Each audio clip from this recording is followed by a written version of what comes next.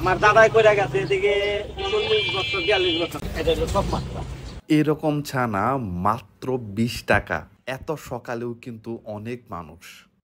মিষ্টি মাঠার পাশাপাশি এখানে কিন্তু আপনারা টক মাঠাও পাবেন। আসসালামু আলাইকুম ভিউয়ার্স, আশা করি সবাই অনেক ভালো আছেন।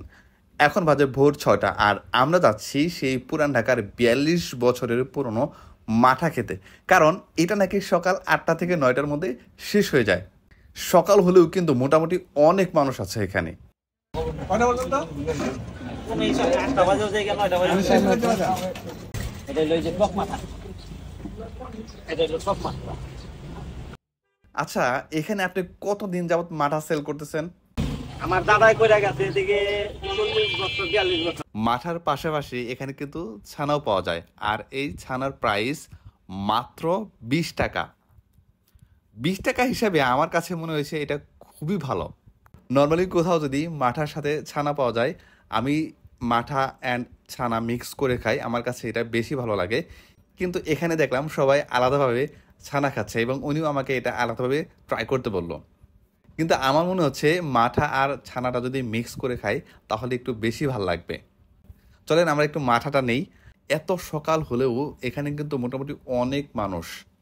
মাঠার মধ্যে ছানাটা মিক্স করার আগে আমি শুধু মাঠাটা একটু খেয়ে দেখি কেমন। শুধু মাঠাটাও কিন্তু অনেক ভালো আর এই মাঠার প্রাইস মাত্র 20 টাকা। এখানে যেটাই নেন সেটাই কিন্তু মাত্র 20 টাকায় আপনারা পেয়ে যাবেন। এখানে কিন্তু মিষ্টি মাঠার পাশাপাশি টক মাঠাও পাওয়া যায়, সেটার প্রাইসও কিন্তু মাত্র 20 টাকা। অনেক জায়গায় কিন্তু মিষ্টি মাঠা পাওয়া গেলেও এই টক মাঠাটা পাওয়া যায় না। সো যাদের মিষ্টিতে সমস্যা তারা কিন্তু চাইলে এই টক মাঠা ট্রাই করতে পারেন। এখন আমি ছানাটা মাঠার মধ্যে মিক্স করে ট্রাই করব।